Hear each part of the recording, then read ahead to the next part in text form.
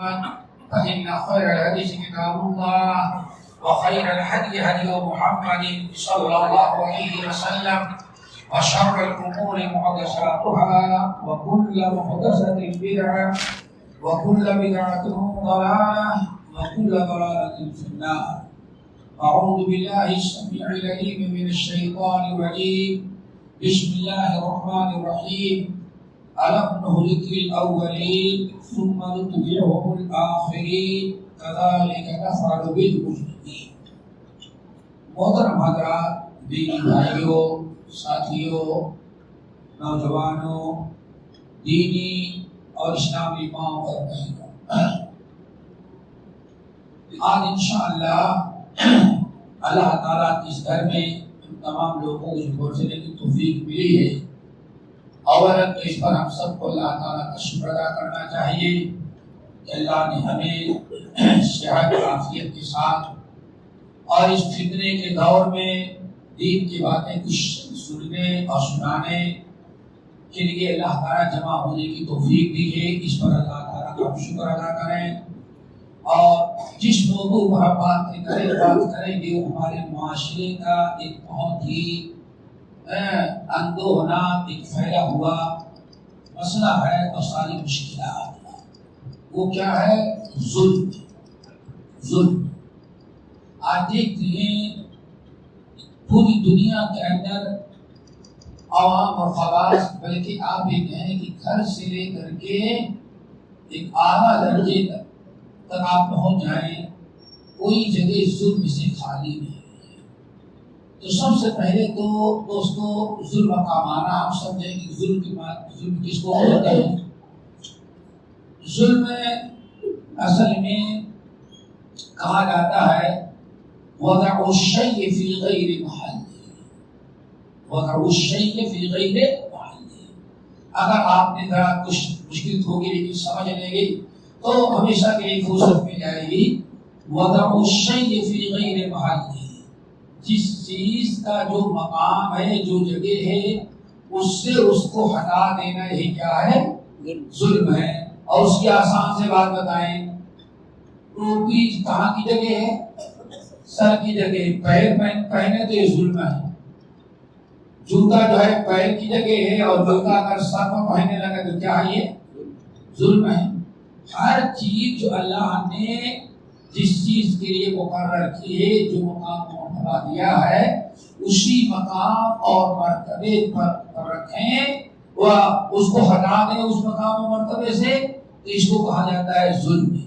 پوری کائنات کو اللہ تعالیٰ نے اپنی عبادت کے لیے پیدا کیا ہے اور شرک کو اللہ تعالیٰ نے حرام قرار دیا. ہر کس کی عبادت کس کا حق ہے؟ اللہ وحدہ لا شریک فصل لربک ونحر. اے نبی، آپ نماز بھی اللہ ہی کے لیے پڑھیں اور بدنی عبادت مال بھی جو آپ خرچ کریں اس کی ایک شکل قربانی ہے تو وہ بھی کس کے لیے ہو؟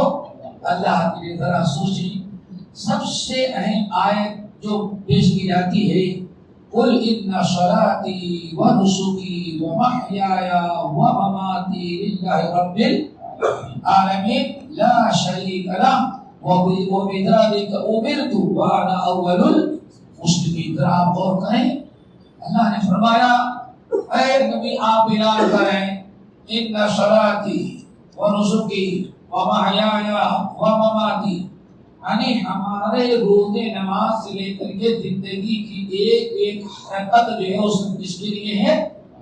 اللہ کے لیے. آئے الحمدللہ نماز پڑھنے کے لیے اللہ کے لیے آئے اور یہاں دین کی باتیں سننے کے لیے بیٹھ گئے تو بھی کس کے لیے؟ اللہ کے لیے. مسجد میں آئے نماز کے لیے، نماز پڑھ کر کے جا رہے تھے، کوئی مریض ملا اس کی خیریت پوچھ لی، عادت کر لیا، یہ اللہ کے لیے ہوگی.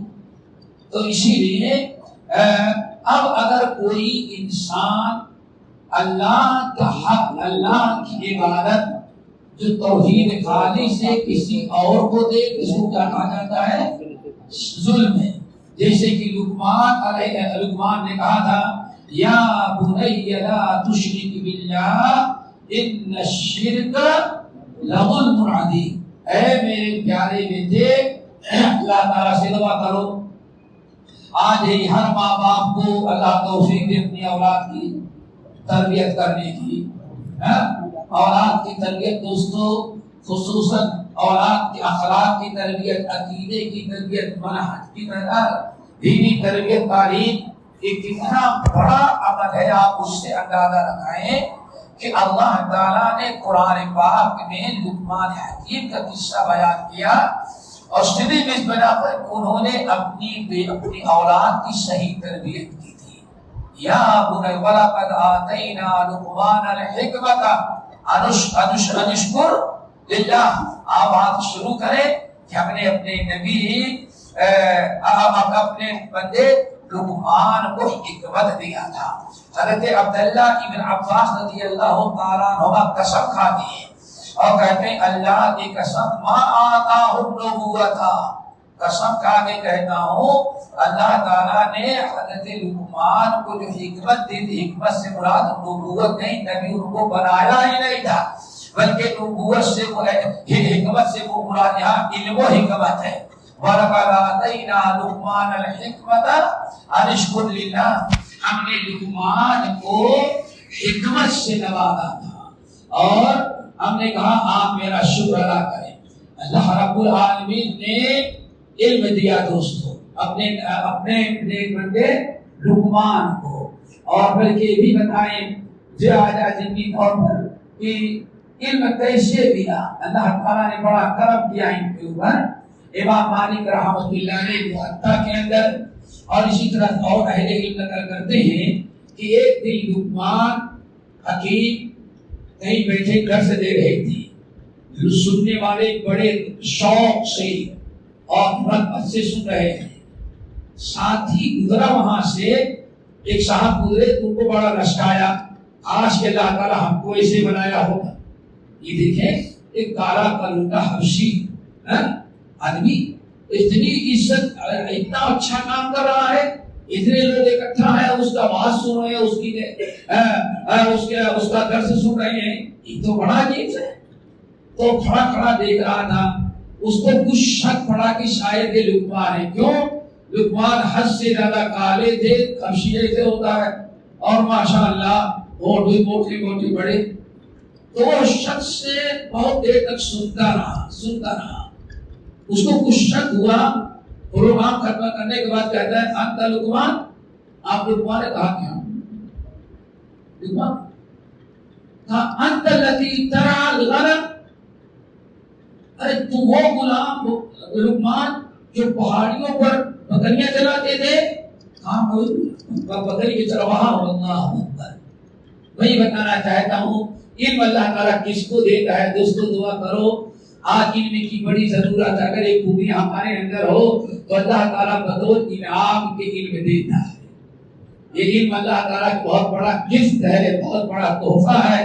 ہر مدعی کے واسطے درو دارو رسن کہاں یہ رتبہ بلند ملا جسے مل گیا. دوستو سب کو نصیب نہیں ہے. ہم آتے ہیں اصل موضوع پر، لیکن ذکری طور پر بتا دیں کہ اتنے بڑے عالم بنے کیسے. اللہ تعالیٰ ان کا تذکرہ قرآن میں کرے تو کہتے ہیں انت الذی ترعى الغنم، پہاڑیوں پر بکریاں چلانے والے کوئی لقمان ہو؟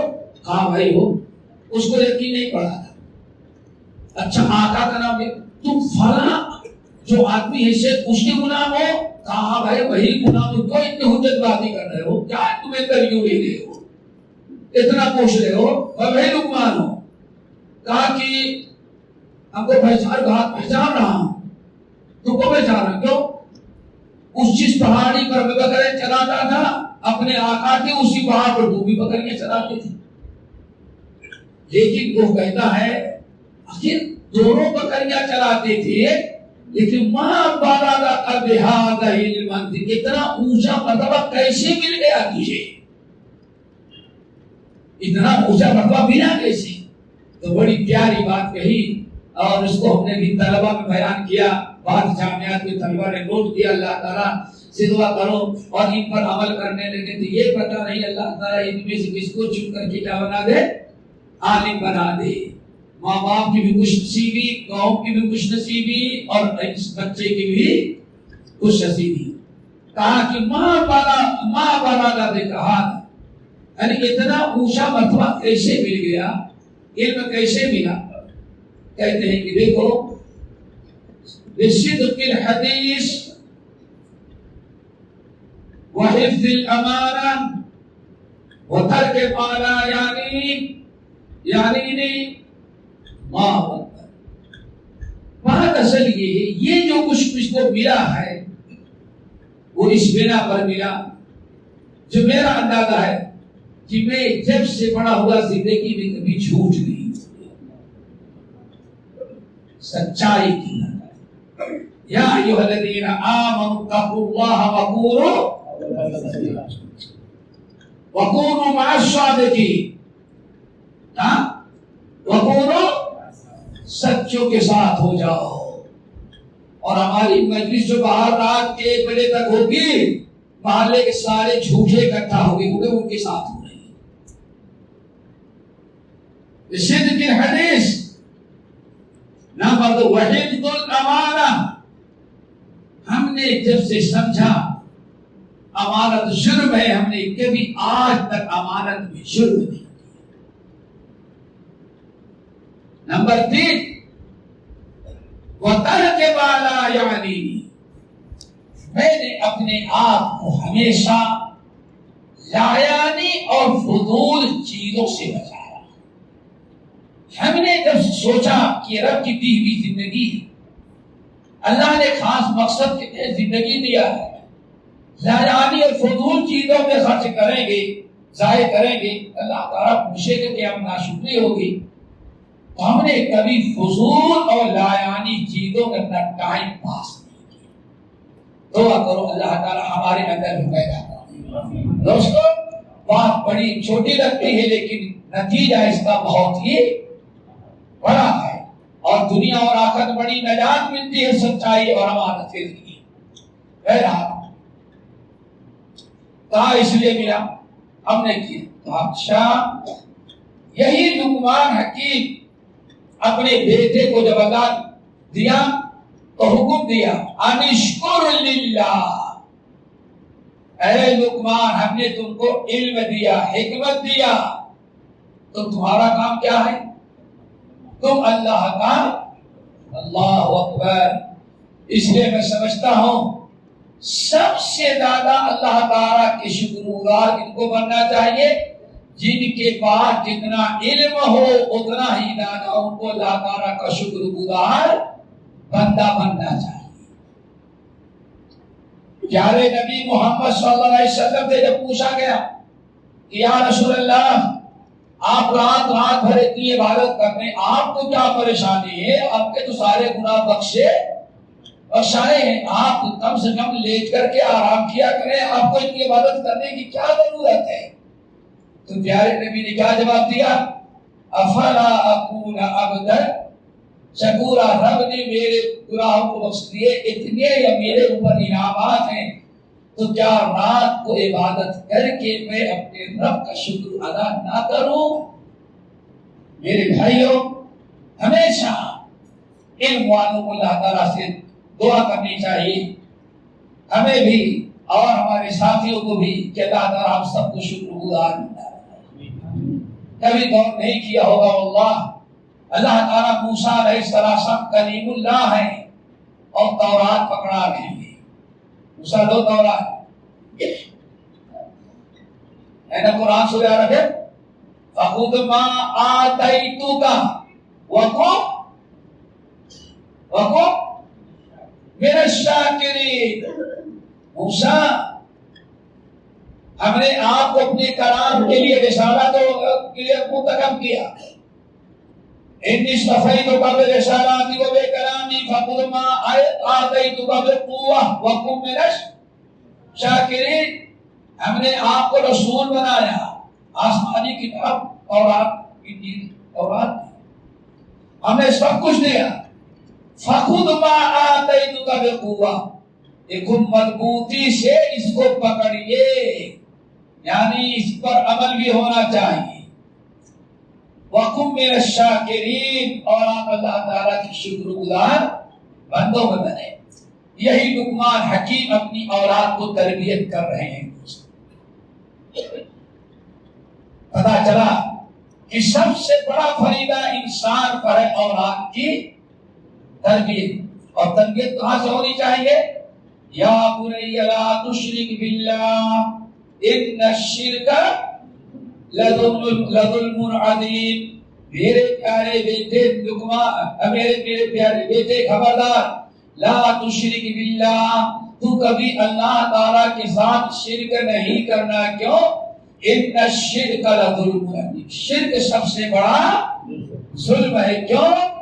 شرک سب سے بڑا ظلم، سب سے بڑا فریضہ انسان ادا کرنا اللہ تعالیٰ کی عبادت ہے، اللہ وحدہ لا شریک کی توحید اور عبادت ہے، شرک سے بچنا۔ اب اگر کوئی یہ پیشانی اللہ تعالیٰ کی عبادت، اپنی قربانی اللہ کے علاوہ کسی اور کو دینے لگے تو اس سے بڑا ظالم کائنات میں کوئی دوسرا نہیں ہوتا۔ میرے بھائی، جب آپ نے سمجھ لیا یہ ظلم، تو آئے ظلم کے کئی شکلیں ہوتی ہیں۔ نمبر 1،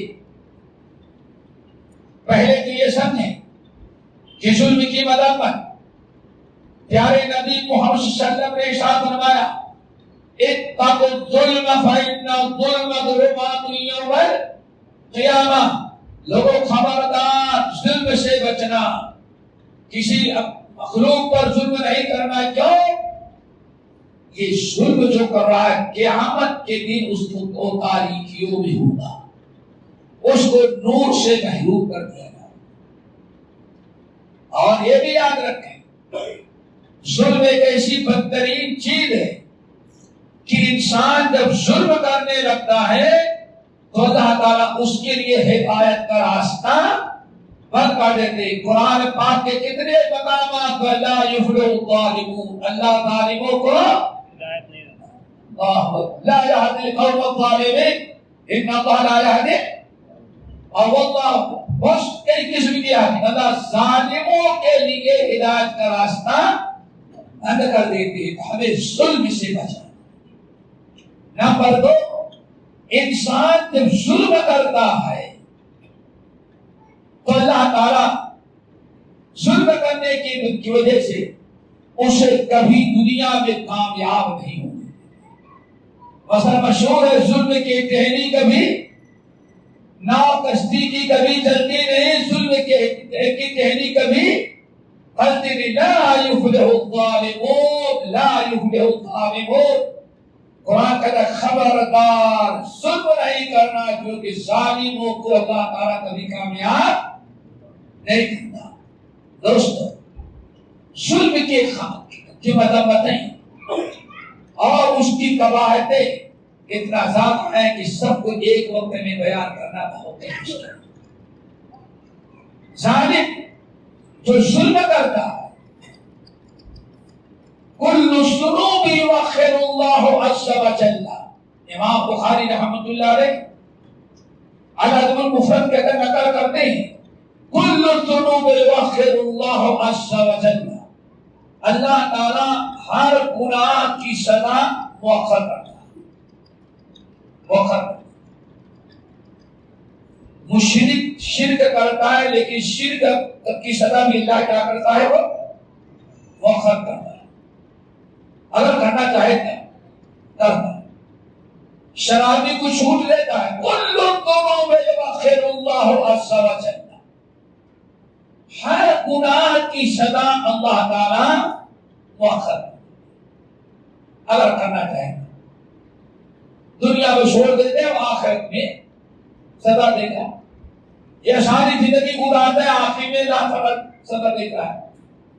ایک ہی دو گناہ ایسے ہیں جن کی سزا اللہ تعالی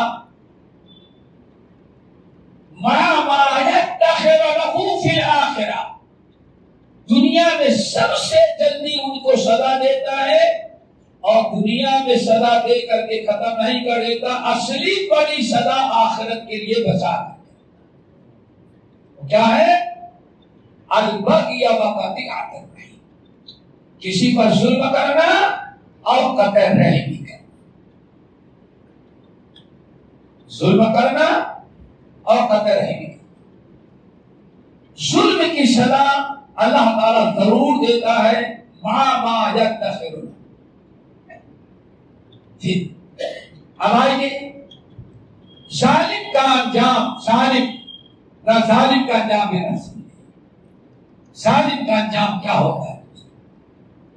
پھر اس کے بعد بات آگے بڑھا۔ ظالم کا انجام اللہ تعالیٰ نے سورہ ابراہیم کے اندر وعدے کر دیا ہے۔ وقال الذین کفروا، کافروں نے کہا، ایمان والوں کو کہا، نبیوں کو کہا، دھمکی دی، قرارداد پاس کرا لیا، بل پاس کر لیا، اور کیا کہا؟ لَنُخْرِجَنَّكُم مِّنْ أَرْضِنَا أَوْ لَتَعُودُنَّ فِي مِلَّتِنَا۔ اے مسلمانوں، نبیوں اور نبی پر ایمان لانے والوں، اگر بس اب پاس ہو چکا ہے ہمارا، اب ہمارے یہاں رہنا ہے تو ایک راستہ، لَنُخْرِجَنَّكُم مِّنْ أَرْضِنَا، ہم تمہیں اپنے ملک سے نکال دیں گے، ملک میں تمہیں رہنے کی اجازت نہیں ہوگی۔ ایک اور کہہ رہا ہے ظالم میں کہہ رہے ہیں، اور کیا کہا بیٹے؟ لَنُخْرِجَنَّكُم مِّنْ أَرْضِنَا أَوْ لَتَعُودُنَّ فِي مِلَّتِنَا، یا ہم جو قانون بناتے ہیں اس کی پابندی کرنی، ہم جیسے کہتے ہیں ویسے ہی تم کو رہنا ہے، تب تو رہ سکتے ہو، ورنہ نکال۔ اللہ اکبر۔ ذرا سوچو قرآن کیسا فیصلہ سنا رہا ہے ظالموں کا، لیکن اللہ نے کیا فرمایا؟ اللہ تعالیٰ نے نبیوں پر بھی کیا فرمایا؟ لَنُهْلِكَنَّ الظَّالِمِينَ وَلَنُسْكِنَنَّكُمُ الْأَرْضَ۔ اے نبیوں گھبراؤ نہیں، لَنُهْلِكَنَّ الظَّالِمِينَ وَلَنُسْكِنَنَّكُمْ، یہی آیت ہے نا، ہم تم کو ان کو تو ختم کر دیں گے، ظالموں کو۔ پھر یہاں زمین پر پاس کر رہا ہے فرعون اور نمرود، اور اس کا فیصلہ کہاں ہو رہا ہے؟ لَنُهْلِكَنَّ الظَّالِمِينَ وَلَنُسْكِنَنَّكُمُ الْأَرْضَ مِن بَعْدِهِمْ، ان ظالموں کو ہلاک کر کے اس زمین کا وارث ہم تم کو بنائیں گے، بس تھوڑا سا اقرار کر۔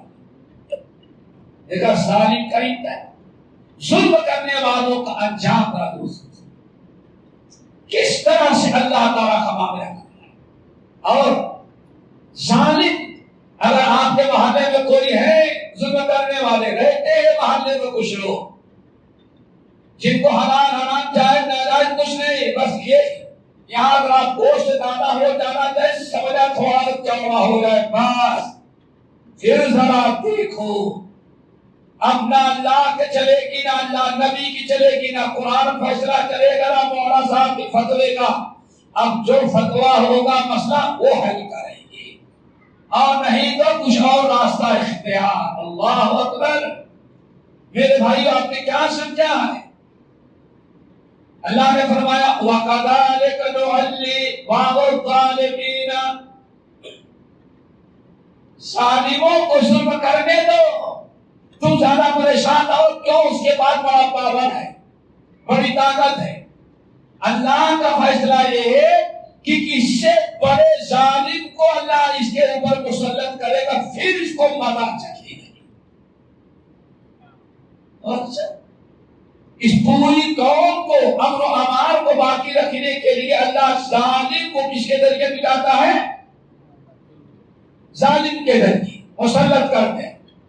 ہم بعض ظالموں کو بات پر مسلط کرتے ہیں۔ تو دوستو ہمیشہ ہمیں ظلم سے بچنا۔ ایک آخری چیز اور بتائیں، پیارے نبی نے بہت ساری مثالیں، ایک حدیث سناتے ہیں بس۔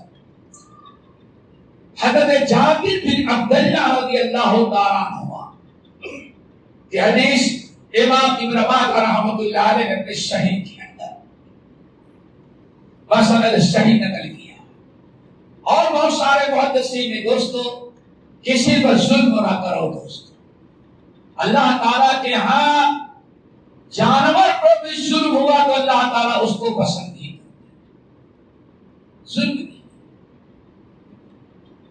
کھلانے کا پلانے کا، ارے کسی بھی نام کی۔ نبی صلی اللہ علیہ وسلم نے ایک دن فرمایا مہاجرین حبشہ، پہلی ہجرت کہاں ہوئی تھی؟ حبشہ کے مہاجرین بیٹھے ہوئے تھے۔ الا تحدثونی بأعاجیب، سب سے حیرت ناک جو حادثہ پیش آیا ہو تم لوگوں نے حبشہ میں دیکھا ہو، ذرا مجھے سناؤ۔ بأعاجیب، بہت حادثے ہو گئے، لیکن سب سے حیرت ناک حادثہ آپ لوگوں نے کیا دیکھا ہے سنایا۔ سارے لوگ بیٹھے تھے تو اس میں کہنے لگے سنایا، یا رسول اللہ سب حبشہ کی زندگی میں سب سے حیرت ناک جو حادثہ ہم نے دیکھا ہے وہ یہ ہے کہ ایک دن صبح بالکل ایسے ہم لوگ گھر بیٹھے تھے کنارے جیسے راستے میں ہوتے ہیں، وہاں کے دیندار لوگ جو تھے ان میں کچھ ایسے تھے جن کا گزارا دودھ اور دہی پر، اس کا کاروبار۔ یا رسول اللہ ہم لوگوں نے دیکھا صبح کا وقت تھا، ایک عورت جو کسی دیندار عیسائی کی گھر کی تھی، وہ مٹی میں بڑا سا گھڑا اور دہی جمع کر کے سر پر رکھ کر کے دہی بیچنے کے لیے۔ اب یہاں نہیں بتا سکتا، گلیوں میں صبح دودھ بیچنے کے لیے لوگ آتے ہیں، بیچتے ہیں دہی بیچتے ہیں، تو اس عورت کا کاروبار اور پورا گزارا اسی کی ہوتا تھا۔ شوہر اپنے مذہب کے مطابق ہر وقت تارک الدنیا تھا، اور یہ عورت دہی بیچ کر کے اپنا بھی خرچہ چلاتی، بچوں کو بھی اپنے شوہر کو بھی کھلاتی تھی۔ وہ بیچاری رات کو دہی جمائی مٹی کے گھڑے میں اور صبح بیچتی تھی، پھر جانے کے بعد جو قیمت ملتی تھی خرید کے سودا سلوک لے کے جاتی، اپنے سر پر کھڑا رکھے وہ دہی بیچنے کے لیے نکلی۔ صحابہ کہتے ہم لوگ بیٹھے دیکھ رہے، کچھ ہی دور گئی تھی وہ بیچاری تو چند اوباش وہاں کے لڑکے بیٹھے کھڑے بیٹھے بات کر رہے۔ یہ عورت جب گھڑا لے کر کے گئی تو پیچھے سے جا کر کے ایک نوجوان نے زور سے دھکا دیا، عورت بیچاری منہ کے بل گری اور اس کا گھڑا جس پر بیچارے کے گزارا تھا دہی بیچتی، گھڑا ٹوٹا، سارا دہی مٹی اٹھی۔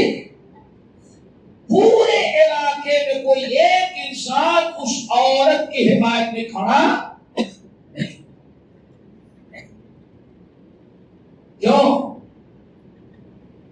اب معمولی قسم کی عورت ہے، اور وہ دادا گیری کرنے والے ظالم و باز بچے تھے، کوئی وزیر کا بیٹا ہوگا، کوئی فلاں کا ہوگا، فلاں ہوگا، ان کی کیا ان کے خلاف کون کھڑا؟ اور وہ کھڑی ہوئی تو سب ہنس رہے ہیں، یعنی عورت پر ظلم کر کے مزہ لے رہے، ہنس رہے۔ اللہ اکبر، نتیجہ کیا نکلا دوست؟ کیا نکلا؟ اس عورت نے کہا یا یا خدا، اے غدار نمکحرام بدماش، سن لے، اور تمام ساتھیوں سن لو، ایک نے میرا گھڑا توڑا، مجھے منہ کے بل گرایا، اور تم لوگ ہنس رہے ہو، مزہ لے رہے ہو، اور اتنے بڑے علاقے میں کوئی ایک انسان نہیں تمہاری زبان پکڑ سکے، ہماری مدد میں کھڑا ہو، تم کیا سمجھ رہے ہو یہی دنیا ختم ہو گئی ہے؟ اللہ کی قسم قیامت کے دن اللہ تعالیٰ کے سامنے تم لوگوں کو کھڑا ہونا پڑے، اس وقت میں اللہ تعالیٰ کے سامنے تم سے بتا، اس دنیا میں کوئی ہمارا یار و مددگار نہیں ہماری ہمدردی کر سکے۔ سالوں تمہارا راج ہے اور تمہیں پاور ملا ہے، طاقت ہے، پولیس تمہارے خلاف کوئی کارروائی کرنے سے ڈرتی ہے، اس لیے تم ہمارے ساتھ ایسے کر رہے ہو؟ یا قدر، کب وقت تو یاد رکھو، حشر میں قیامت کے دن رب کے سامنے پیش ہوگی تب پتا چلے گا۔ اتنا کہیں اور آنسو بہاتے ہوئے کھالی کھالی ساری واپس چلے گئے۔ یا رسول اللہ، ہم لوگوں نے اس سے حیرتناک واقعہ نہیں دیکھا۔ نبی علیہ السلام نے واقعہ سنا، پوری امت کو پیغام دیا، قیامت تک آنے والے امتیوں کے صبر و شرط کا مقام و مرتبہ اور ظالموں کے ظلم کا انجام۔ آپ نے فرمایا لا يقدس الله قوما لا يؤخذ فيهم لضعيفهم من شديده، اور ایک روایت میں ہے كيف يقدس الله قوما، اللہ اس قوم کو کبھی دنیا میں پنپنے نہیں دیتا۔ دعا کرو اللہ ہم سب کو پنپنے دے، آمین۔ یہ بڑے بڑے خواب نہیں، ایسا نہ ہو مٹا دینے کے لیے دعا کرو۔ اللہ مسلم الاسباب ہے، لا يقدس الله قوما، اللہ اس قوم کو کبھی نہیں پنپنے دیتا جس قوم کے طاقتور لوگ ظالموں پر جیسے چاہے ظلم کر لیں لیکن مظلومین کے حمایت میں کوئی کھڑا ہونے والا باقی نہ رہ جائے۔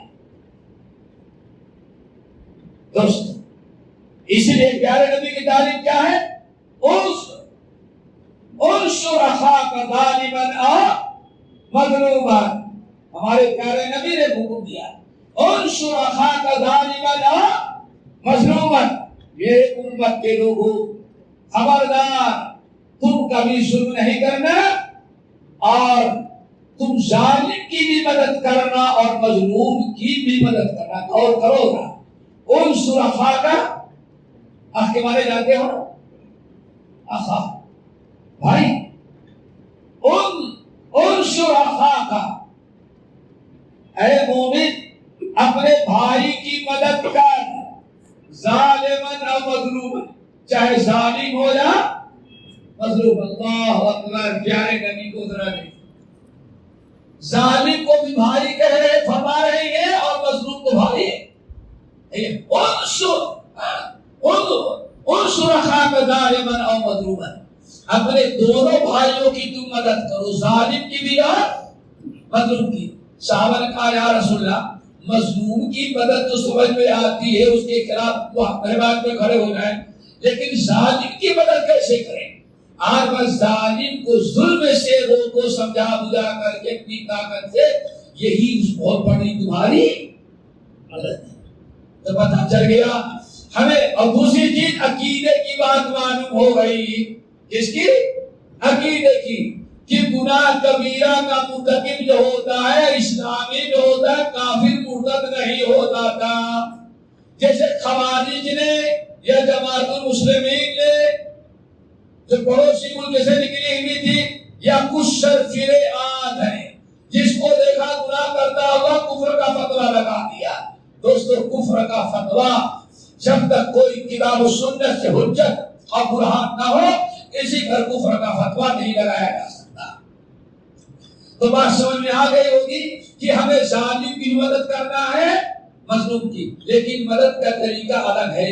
ظالم کا ہاتھ پکڑنا ہے ظلم سے تاکہ ظلم سے بات آ جائے، اور مظلوم کی مدد کرنا ہے تاکہ اس کا حق اس کو مل جائے۔ لیکن حق وہ حق ملا، حق مل جائے، نہیں سمجھا؟ محرم گیا ہے نا ابھی، محرم گیا ہے، حضرت حسن حسین اب ہم اتنے دن کے بعد دلایا جا رہا۔ اللہ کے بندو، حضرت عثمان نے کوئی ظلم نہیں کیا تھا، نہ علی پر، نہ رسول پر، نہ اہل بیت پر، اور نہ ابو بکر عمر نے عمر کیا تھا۔ وہ نہ ظالم تھے اور نہ حضرت علی مظلوم تھے۔ یہ عبداللہ بن سبا کی کڑی ہوئی کہانی یہودی کی جواب تک چلی آ رہی۔ علی مظلوم تھے اور یہ تینوں کون تھے؟ کیوں؟ ان کا حق تھا خلافت کا، لیکن ان تینوں نے ظلم کر کے لے لیا. یہ ایسی مدد نہیں دوستو.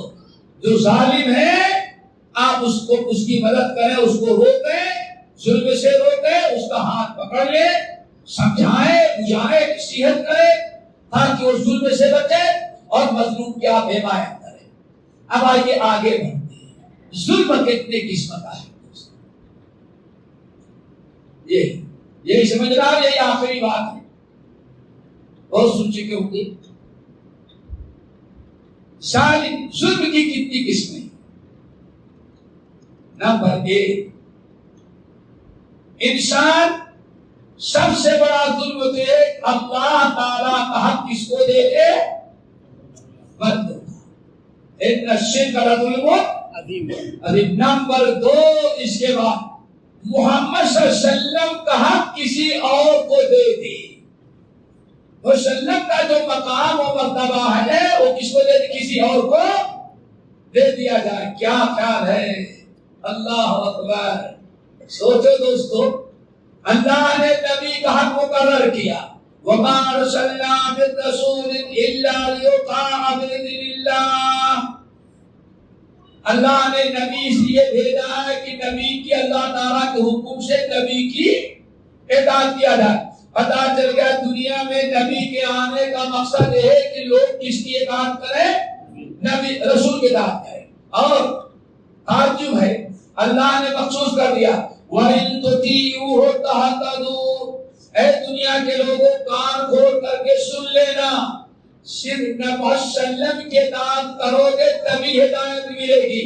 وَإِن تُطِيعُوهُ تَهْتَدُوا. اگر محمد صلی اللہ علیہ وسلم کی اطاعت کرو گے تبھی ہدایت ملے گی. اگر محمد صلی اللہ علیہ وسلم کی ہدایت نہیں کرو گے، اطاعت نہیں کرو گے، پھر ہدایت سے تم محروم ہو جاؤ. اب اگر کوئی انسان محمد صلی اللہ علیہ وسلم کی اطاعت چھوڑ کر کے اطاعت کا حق جو تھا نبی کا کسی اور کو دے دے، یہ بھی کیا ہے؟ ظلم ہے. اتخذوا احبارهم ورهبانهم اربابا من دون اللہ. کیا خیال ہے آپ لوگوں کا؟ اتخذوا احبارهم ورهبانهم اربابا من دون اللہ. جیسے لات اور عزا کو کے ساتھ شریک کرنا، وہ اصل میں وہ اللہ کو رب بنانا ہے.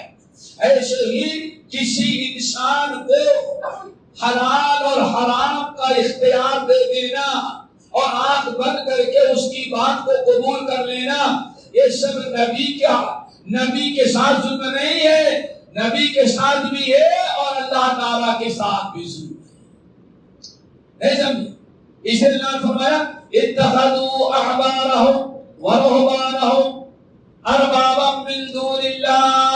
ان لوگوں نے یہود و نصارہ نے اپنے مولویوں کو، اپنے صوفیوں کو، اپنے پیروں کو، اپنے فقیروں کو، اپنے بزرگوں کو اور اپنے ولیوں کو اللہ کے علاوہ ان کو بھی اپنا رب بنا رکھا تھا.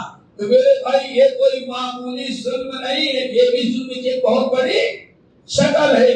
پھر قرآن کو اللہ نے محرمین بنایا. کیا بنایا؟ قرآن کو محرمین بنایا. تو قرآن کے ہوتے ہیں تورات، انجیل، اللہ اکبر.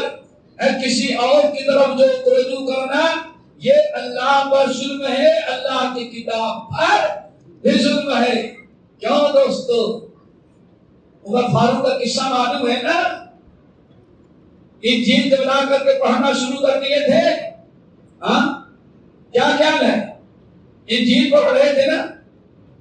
نہیں یاد ہے؟ تو ہم سنا دیں کہ اجازت ہے، ہو سکتا ہے بہت بہت نوجوان سنیں.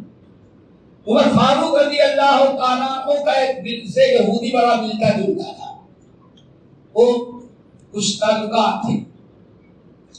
ایک دن عمر بن خطاب رضی اللہ تعالیٰ عنہ وہاں سے گزر رہے تھے تو وہ تورات کا درس دے رہا تھا، تورات کی کچھ باتیں بتا رہا تھا. تو عمر بن خطاب کھڑے ہو گئے، اسے ملنے کے لیے بات ختم ہو جائے تو باتیں فضائل کی تھی. کیوں؟ عقیدے کی تو نہیں تھی، عقیدے کو اچھی نہیں، باتیں کس کی تھی؟ فضائل کی، ترغیب کی، اجر و ثواب کی۔ حضرت عمر ابن خطاب کو بڑی اچھی لگ گئی، انہوں نے یہودی سے کہا یہ بڑی اچھی آیات ہیں تورات کی، لکھ کو دے سکتے ہو؟ آگے دوں گا۔ اس یہودی نے پیپر پر لکھ کر کے دے دیا۔ عمر ابن خطاب رضی اللہ تعالیٰ عنہ نے اس کو پاکٹ میں رکھ لیا۔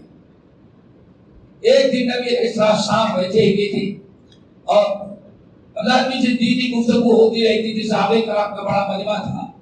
عمر ابن خطاب کھڑے ہوئے اور پرچی پڑھ کر کے سنانا شروع کر دیا۔ نبی صلی اللہ علیہ وسلم خاموش تھے، لیکن صدیق اکبر دائیں طرف بیٹھے ہوئے تھے۔ صدیق اکبر نے جب دیکھا تو نبی علیہ السلام کا چہرہ ہمارے غصے سے بدل چکا، سرخ ہو چکا، کیفیت بدل گئی۔ صدیق اکبر نے کہا یا عمر اما ترى ما بوجه رسول اللہ، عمر کیا مطلب کر رہی ہو؟ تم نہیں دیکھتے کہ اللہ کے رسول کا چہرہ کتنا غصے میں ہوگا، کیسے بدلتا جا رہا ہے، آپ کو کتنا یہ ناگوار گزر رہا ہے؟ عمر فاروق نے دیکھا تو واقعی وسلم کے چہرے کی رنگت بدل چکی تھی، غصہ آ چکا تھا۔ اللہ عمر فاروق نے اس کو رکھ دیا، گھٹنے ٹیک کے بیٹھ گئے، رضیت باللہ ربا وبالاسلام دینا وبمحمد صلی اللہ علیہ وسلم رسول اللہ اکبر۔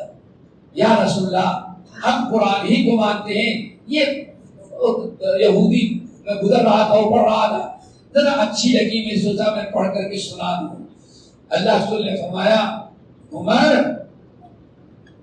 تم آج قرآن کے ہوتے ہوئے تورات کی آیات پڑھ کے سنانا چاہتے ہو، کیا خیال ہے؟ کیا خیال ہے؟ سمجھ گئے ہوں گے یہ بھی گواہ ہے اور دوسرے گواہ تو ہے نہیں بگڑے۔ وجے واڑہ میں ایک دائی ملے ہم سے، قرآن غلط پڑھا، آیت نمبر تو بتا دیتے ہیں، انگلش بھی بتا دے گا 81 89 87، لیکن اس کو تو عربی میں قرآن پڑھو تو ایسا دائی ہے الحمدللہ کہ عربی میں قرآن نہیں پڑھ سکتا۔ یہ ہے ہمارے دائیوں سمجھ نہیں تو بات چیت ہونے، میں نے کہا دیکھو اتنی دیر تم نے تقریر کیا، کوئی قرآن کی آیت و حدیث پڑھا تم نے؟ ابو جہل اور ابو لہب جیسے کافر کوئی دعوت دینے کے لیے اللہ نے نبی کو حکم دیا کہ قرآن پڑھیں، اور آج کے کافر ابو جہل سے بھی اچھے ہیں اور ابو لہب سے بھی اچھے ہیں، اور تم جن کو قرآن نہیں جیتا تم سناتے ہو ان کو؟ کتنے دھڑلے کے ساتھ فخر یا طور پر کہتا ہے انسان کہ نہیں ہم دعوت کا کام کرتے ہیں، ہم 99% غیر مسلم کتابوں کا کو استعمال کرتے ہیں، کہیں ضرورت پڑتی ہے تب قرآن کی آیت ہم سمجھتے ہیں۔ اللہ یہ ہے میرے بھائیو، عمر سے تو اللہ غصے ہو جائیں، کیا ان سے اللہ کے عمل کے بڑا خوش ہوگا؟ واہ کمال کیا تم نے، چیپٹر نمبر حرف نمبر سب بتا دیا، تورات کا بھی، انجیل کا بھی، گیتا کا بھی، چیتا کی سب تو نے بتا دیا، اور اگر پوچھ لیا قرآن کیوں نہیں پڑھا تب کیا جواب بھی دینا؟ یہ نام نہاد داعش نہیں، یہ صرف ایک عشق ہو گیا سمجھو دعوت کا، ورنہ یہ دائی کہنا بالکل شدھ نہیں۔ وہ دوڑا جب تک قرآن نہ ہو، حدیث نہ ہو، شریعت کا علم نہ ہو، دعوت کس چیز کے دے گا؟ صحیح بتائیں، کرتے کس چیز کا دعوت دے گا؟ عمر ابن الخطاب کو ذرا سوچو، ٹھیک ہے، رضیت باللہ ربا وبالاسلام دینا وبمحمد النبی، یا رسول اللہ کبھی نہیں ہوتا۔ اللہ رسول نے فرمایا عمر تم کے یہ تورات کی چند آیتیں اچھی لگ گئی، معلوم ہے اس ذات کی قدر جس نے ہمیں نبی بنایا ہے، ہم پر موسیٰ پر تورات نازل کی ہے، اگر آج موسیٰ زندہ ہوتے میرے نبوت ملنے کے بعد تو موسیٰ کو بھی تورات چھوڑنی پڑتی اپنی رسالت رمو چھوڑ کر کے ما وسعہ الا اتباعی میری ہی اتباع کرنی پڑتی اور قرآن ہی پر ان کو بھی عمل کرنا ما وسعہ الا اتباعی. اللہ دوسری بات کیا ہے؟ تعجب کریں گے. لو بدا لکم موسیٰ سن لو لو بدا لکم موسیٰ اگر آج موسیٰ دنیا میں اللہ تعالیٰ ان کو زندہ کر دے اور تمہارے سامنے آ جائے تو کہو الحمدللہ یہ بھی نبی اور یہ بھی نبی یہ بھی نبی اور یہ بھی یہ رسول اللہ ہے تو یہ کلیم اللہ ہے. چلو بہت دن محمد صلی اللہ علیہ وسلم کی اتباع کر لیں گے ان کو 2-4 سال ان کی پیروی کر لیں کن کی موسیٰ کی تو جانت دیا نکلے گا. لو بدا لکم موسیٰ فاتبعتموہ وترکتمونی لضللتم عن سواء السبیل. اے عمر اور عمر کے ساتھ یہ سن لو اللہ کی قسم اگر آج موسیٰ زندہ ہو جائے اور موسیٰ تمہارے سامنے آ جائے میری اتباع چھوڑ کر کے میری پیروی چھوڑ کر کے تم کس کی اتباع کرنے لگو؟ موسیٰ کی. تو تو صراط مستقیم سے بھٹک گئے. جبکہ موسیٰ علیہ السلام اللہ کے نبی ہے نہ شرک کی دعوت دیں گے نعوذ باللہ نہ بدعت کی دیں گے نہ کفر کی نہ ضلالت کی نہ گمراہی کی لیکن معاملہ ہے محمد صلی اللہ علیہ وسلم کے مقام اور مرتبے کا. مرتبہ ہے کتاب اللہ سنت رسول کا. کتاب اللہ سنت رسول کے ہوتے ہوئے محمد صلی اللہ علیہ وسلم کے سنت کے ہوتے ہوئے اگر کسی موسیٰ اور عیسیٰ کی سنت پر عمل کیا جائے جب بھی اللہ سبحانہ گمراہ ہو جائے. تو دوستو اب کیا حاصل ہوگا؟ اس لیے میں نے کہا یہ بھی ایک بہت بڑا ظلم ہے کس کے اوپر؟ مسلم پر. چلے زیادہ نہیں.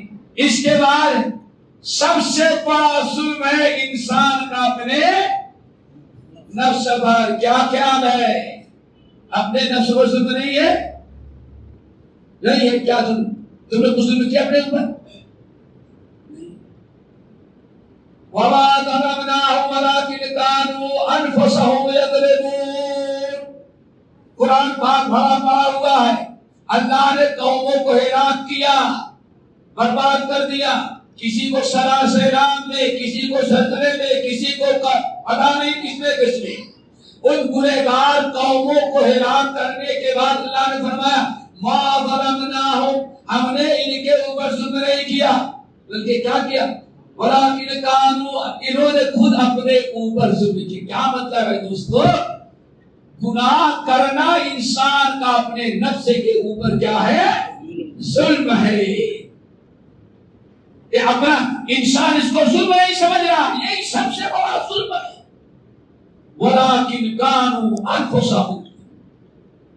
اگر آپ ذرا سوچیں رات بھر بیٹھے رہے سوئے نہیں صحت ڈاؤن ہو ڈاکٹر کے آ گئے شوگر ہائی ہو گیا بلڈ پریشر ہائی ہو گیا کیوں؟ رات کو جگتے بہت ہیں. اب کسی نے ظلم نہیں کیا آپ نے اپنے نفس پر ظلم کیا. کیوں؟ آپ نے اپنے جسم کا حق نہیں ادا. اس لیے دوستو یہ ظلم کا مطلب سمجھو. آج جتنے گنہگار ہیں جتنی برائیاں شرابی شراب پی کے اپنے اوپر ظلم کر رہا ہے زانی زنا کر کے اپنے اوپر ظلم کر رہا ہے دوسروں کو تو اپنے اوپر سود خور سود لے کر کے اپنی اولاد کو سود کھا کر کے سود کھلا کر کے اپنے اوپر ظلم اپنی اولاد کے اوپر ظلم کر رہا ہے. ڈاکو ظلم کر رہا ہے چور ظلم کر رہا ہے. یہ جتنے بھی گناہ انسان کرتا ہے وہ بھی ظلم ہے. کیوں؟ انسان چاہے اپنے نفس کو جہنم سے بچائے. اگر انسان اپنے نفس کو جہنم سے بچانے کی بجائے اپنے گفتار اور کردار سے جہنم کا مستحق بنا رہا ہے تو اس انسان نے اپنے نفس پر ظلم کر کے اپنے نفس کو جہنم کا ایندھن. کیا خیال ہے آپ لوگوں؟ ہے ظلم کہ نہیں؟ پھر اس کے بعد اولاد پر بڑا ظلم. ماں باپ بابو بولتے ہیں، لاڈ اور پیار کرتے ہیں، اچھا سے اچھا کھلاتے ہیں، اچھا سے اچھا پلاتے ہیں، اور ہندوستان سے باہر بھیجتے ہیں پڑھنے کے لیے. ماں بھی آنسو بہاتی ہے، باپ بھی بے قرار رہتا ہے. لیکن سب سے پہلا ظلم کیا کیا؟ بیٹے کو جہنم سے بچانے کی کوشش کی. یا ایھا الذین آمنوا قوا انفسکم واہلیکم نارا وقودها الناس والحجارہ علیہا ملائکۃ غلاظ شداد لا یعصون اللہ ما امرهم ویفعلون ما یؤمرون. یہ سارے مسائل کا دوستو سوچو. امریکہ پڑھنے کے لیے بھیجنا کوئی ضروری نہیں تھا، ڈاکٹر بنانا انجینئر بنانا جائز تھا، فرض نہیں تھا. لیکن بچے کو آپ نے صحیح تعلیم و تربیت نہ دی، دین سے دور کر دیا، صحیح تربیت نہ ہوئی. بچہ اگر برا نکلا، جہنم میں گیا، تو ماں باپ نے بچے کا حق نہیں ادا کیا تھا، اس لیے بچہ کہاں جا رہا ہے؟ تو اولاد پر ظلم. دوستو اللہ تعالیٰ دعا کرو بچائے گا. اللہ نے فرمایا اولادکم بالصلاۃ وهم ابناء 7 سنین وضربوهم علیہا وهم ابناء 10 سنین. بچے 10 سال کے ہو جائیں تو ان کو نماز کی تاکید کرو تاکہ بچے بے نمازی نہ ہو. کیوں؟ بچے بے نمازی ہوئے تو کیا نکلے گا؟ واللہ اگر آپ کیا شیخ غلط کریں، کون کسی کو دائی؟ بچہ بے نمازی کس کی کو دائی ہے؟ کس کی کو دائی؟ بولو. ہے ظلم کہ نہیں ہے؟ اچھا کھلا دینا، پہنا دینا، یہ حق نہیں ادا ہوا. اس سے بڑی ذمہ داری جہنم سے بچانا ہے، ضلالت و گمراہی سے بچانا ہے، کفر سے بچانا. آج ہم رو رہے ہیں بچیاں پیروں کے ساتھ بھگ جا رہی. کیوں بھگ جا رہی ہیں؟ کس کے بچی بگی ہے؟ جنہوں نے بہت چھوٹ دی یہ ظلم نہ کرو اولاد پر. اکبر ابنک عمر فاروق عبداللہ بن عمر اپنی اولاد کو ادب سکھلاؤ تعلیم. یہ ظلم نہ کرو. کیوں ظلم کس کو کہتے ہیں؟ جس کا حق نہ ادا کیا جائے وہی کیا ہے؟ وہ ظلم ہے. کیا کیا ہے؟ اللہ اکبر. بات لمبی ہوگی تو ختم کر. دوستو ذرا بتائیں، اللہ آپ مشاہد سے حدیث سنو گے. الا کلکم راع وکلکم مسئول عن رعیتہ فالامام راع وهو مسئول عن رعیتہ فالرجل راع علی اہل بیتہ وهو مسئول عن رعیتہ والمرأة راعیة علی اہل بیت زوجها على أهل بيت زوجها وهي مسؤولة عن رعيتها والعبد راع عن مال سيده فهو مسؤول عن رعيته ألا كلكم راع وكلكم مسؤول عن رعيته. اللہ اکبر. اللہ سنے ران کر رہے ہیں. اور ایک حدیث امام بخاری نے ایک حدیث کو جو بہت زیادہ تکرار کئی جگہ نقل کیا، اس نے ایک حدیث یہ بھی آن فیصل لو الا کلکم راع وکلکم مسئول عن رعیتہ. تم میں سے ہر انسان ذمہ دار ہے اور قیامت کے دن اس سے اس کی ذمہ داری کے متعلق اللہ پوچھے گا. کیوں پوچھے گا؟ ذمہ دار ہے نا. کیا خیال ہے بھائی؟ حق بنا کے نہیں بتا. پھر وہ مسئول عن رعیتہ. پھر آگے فالرجل راع علی اہلہ یا علی اہل بیتہ. بعض روایت کے اندر بچہ باپ اپنے گھر والوں کا ذمہ دار ہے. وہ مسئول عن رعیتہ. قیامت کے دن اس کو اپنی ذمہ داری کے بارے میں پوچھا جائے گا.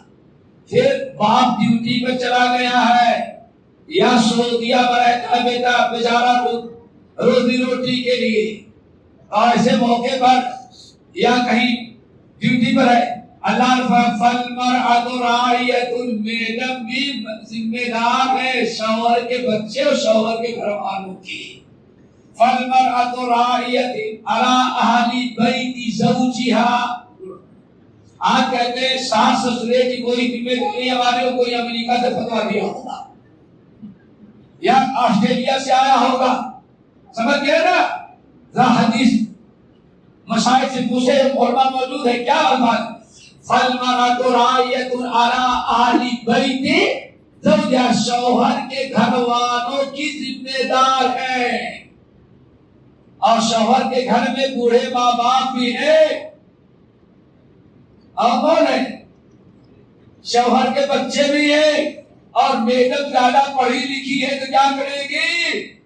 تمہارے باپ ہے تم کرو، ہمارے ماں باپ نہیں ہے، تم کرو ان کی خدمت، میں کیوں کروں؟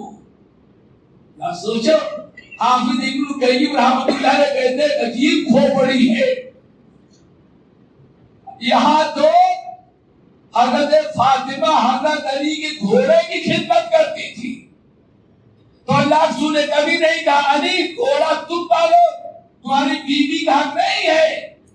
اور آج ہر بات میں نئے فتوے آ گئے، بلکہ حالت ہے کہ شوہر کی خدمت بھی ہمارے ذمہ نہیں ہے. سنیں گے؟ دل ہے سننے کا؟ ہمت ہے؟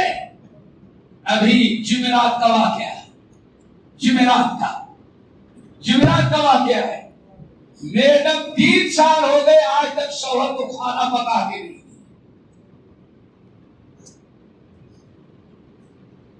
شوہر کہتا ہے میں سعودی ریٹرن ہوں، میں سعودیہ میں تعلیم پڑھوں، میں سعودیہ میں کدے کوئی نام نہیں، اور سعودیہ کا نام لے کر کے بدنام کرتی.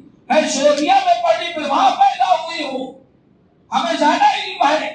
ارے ابو جہل بھی وہی پیدا تھا، ابو لہب بھی وہی تھا.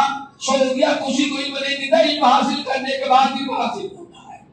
کون سے تم مکے مدینے میں رہتی تھی؟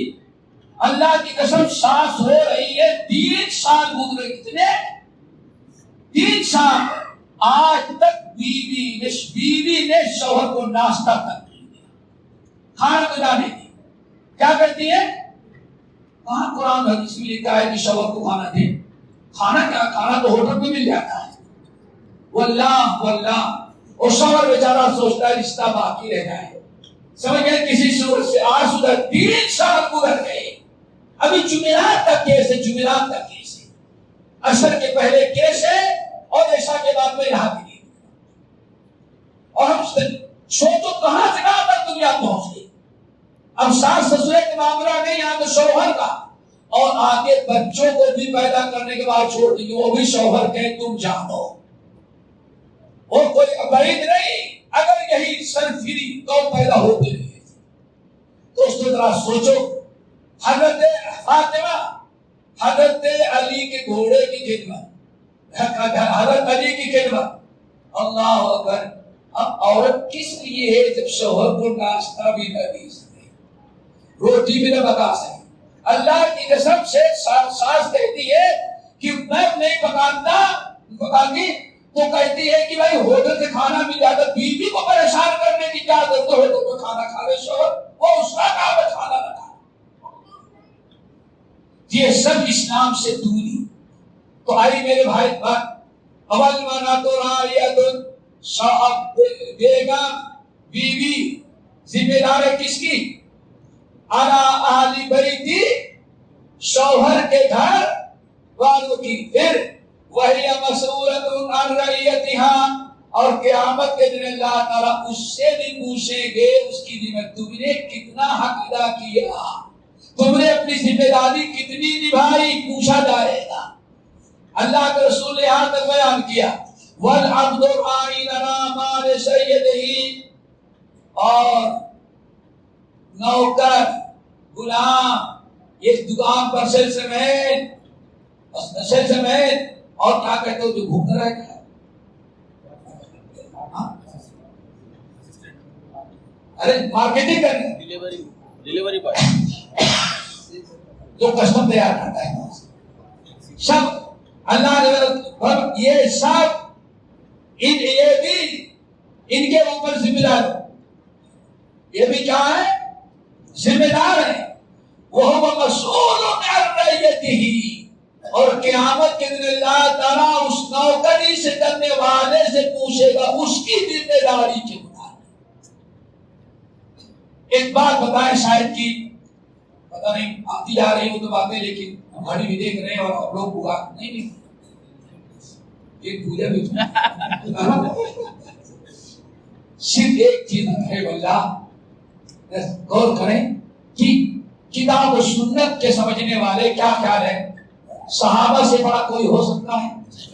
بولو بھائی، صحابہ سے بڑا کوئی اسکالر تو ہوگا، سیبر اسٹار ٹوپی لگا دے گا، کوئی بات نہیں، لیکن میں سمجھتا ہوں کبھی جو ہے صحابہ کے مقابلے میں نہیں ہو سکتا.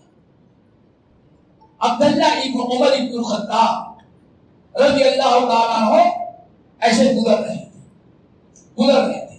ایک شخص بکریاں چرا رہا تھا، چرواہا بکریاں چرا رہا تھا.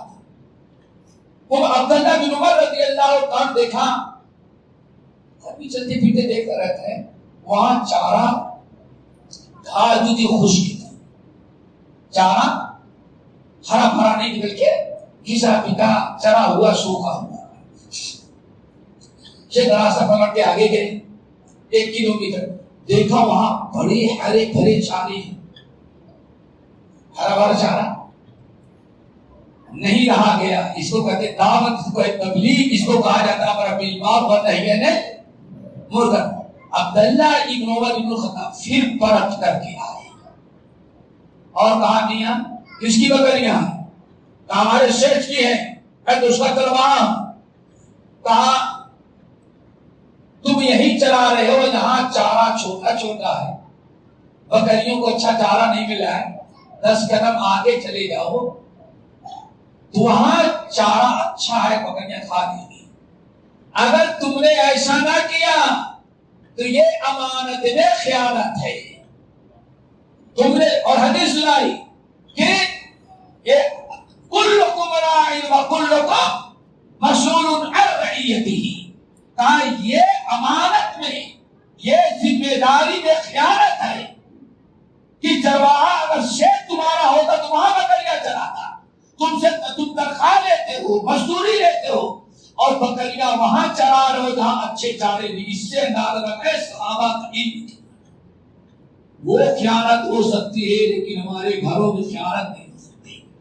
تو اگر شوہر اپنی بیوی کا حق نہ ادا کرے تو وہ بھی ظلم ہے، اور بیوی اگر شوہر کا حق نہ ادا کرے وہ بھی تو کیا ہے، وہ ظلم ہی ہے.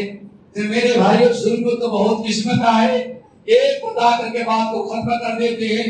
یہ ہیڈ لائن کچھ میں نے دے دیا ہے، سمجھ گئے نا، مارکیٹ سے لے کر کے گھر تک سارا معاملہ وہی ہے.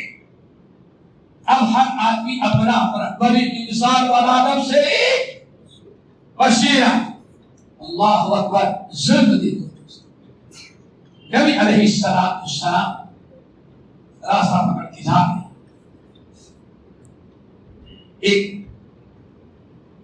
بھوکا پیاسا بیل دیکھا. بیل یا بعض روایتوں میں اونٹ اس آدمی کے کام کے لائق نہیں رہ گیا تھا، یعنی اتنا بوڑھا ہو گیا تھا، اتنا کمزور ہو گیا تھا کہ اب وہ لاتے کے رہے. تو مالک نے کہا سوچ ہمارے کام نہیں آتا تو کھلائے پلائے گا. اللہ سوکھا بیچارہ بھوکا بیٹھا ہوگا. آپ لوگوں کو اللہ رسول کو دیکھا تو اللہ نے اس کے دل میں ڈالا، اللہ نبی کا بولا آنکھوں سے آنسو بہہ نبی شرم برت کر کے آئے تو وہ نے کہا کہ میرا آقا میرے ساتھ زیادتی کرا، مجھے پیٹ بھر کے کھانا نہیں دیتا. کیا خیال ہے؟ اے نا حدیث ایسی، کئی مثالیں ایسی ہیں. نبی صلی اللہ علیہ وسلم برت کر کے کہ کون اس کا مالک ہے، آپ جا کر کے اس کو بتائیں جانور حق ہے تو اسے پیٹ بھر کے کھانا کھلاؤ. تو دوستو ظلم جو ہے کہیں اللہ تعالیٰ کا ظلم کی کوئی گنجائش نہیں ہے. اور ظلم آپ وہی چیز یاد رکھیں، ہر چیز کا جو مقام ہے اس سے ہٹا دینا کیا ہے ظلم ہے. کیا خیال ہے؟ سرتاج کہتی ہوگی نا، یہ سرتاج بیٹھے ہیں نا. ہاں اب پوچھو ہم سے کیسے، ہم کو کیسے پتا چلتا؟ الحمدللہ ہمارے یہاں کوئی شکایت نہیں، لیکن پوچھتے ہیں، بتاتے ہیں. اب سرتاج اس پر لگے ہوں. ہاں سنتے گے نا، بیگم انتظار کر رہی ہے، اس پر بیٹھے گی. اب وہ آتے ہیں تو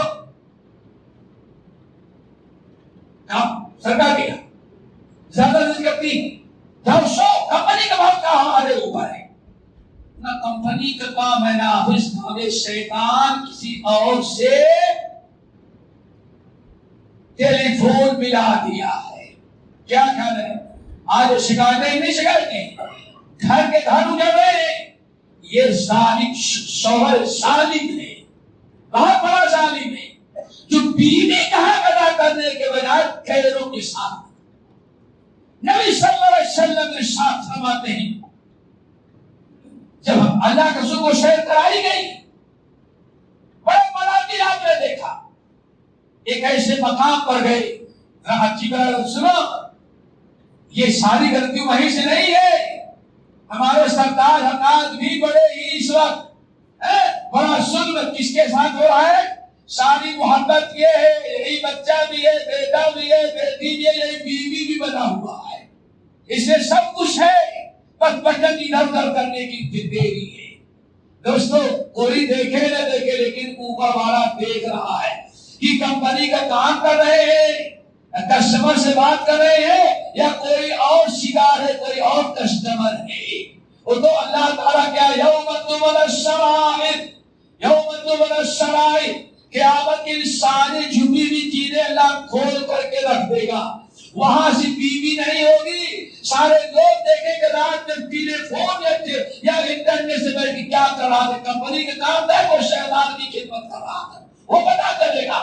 یوم تبل السرائر وحشر ما فی الصدور، قیامت کے دن دل کے سارے چور رات جو ہے وہ بھی کھول کر کے رکھ دیے جائیں. اللہ اکبر. دوستو کتنی عجیب سے بات ہے. تو ہمیشہ چاہے کہ حق ادا کریں. یہ بھی کیا ہے؟ بہت بڑا ظلم ہے. اور آج کتنے گھر اجاڑ جا رہے صرف اسی چیز کے بنا پر. ہم کو ہمارے سامنے کیس آتا ہے، مسائل آتے ہیں، تب مجھے پتا چلتا ایسا بھی ہوا ہے. تو دوستو یہ بھی بہت بڑا ظلم ہے. کس کے اوپر؟ شوہر کا بیوی کے اوپر. تو ظلم نہیں ہے، آج مظالم ہے. ہمیں ظلم سمجھنے کی ضرورت ہے اور ظلم سے بچنے کی ضرورت ہے. اور ظالم کو اللہ تعالیٰ زیادہ دن تک چھوٹ نہیں دیتا. آج نہیں تو کل پکڑنے ضرور آئے گا. اللہ تعالیٰ ہم سب کو ہر قسم کے ظلم سے بچائے. ایک نہ شرک نہ ظلم الحلیم سے لے کر کے گھر اور آفس تک جو ظلم کر رہے ہیں، موبائل پہ بیٹھ کر کے، اللہ تعالیٰ ایسے تمام ظلم سے ہم کو بچائے. باتیں نہ چاہتے ہوئے بھی لمبی ہو گئی. اللہ تعالیٰ آپ سب کو فکر سے فرمائے. اور اگر کسی کو کچھ تکلیف بھی ہو، بھوک لگی ہو، کہیں آنا جانا نہ ہو، تو ہم معذرت چاہتے ہیں. لیکن اس میں شاید سننے میں اللہ تعالیٰ خیر و برکت دے دے گا. شاید یہاں جانے کے بعد نہ ملتی. اللہ ہم کو خیر و برکت سے نوازے اور ہر قسم کے ظلم، زیادتی اور برائیوں سے اللہ کو بچائے. آپ حضرات سنتے سنیے کہ ہر برائی کیا ہے؟ وہ ظلم ہے. اللہ تعالیٰ کی توفیق سے فرمائے.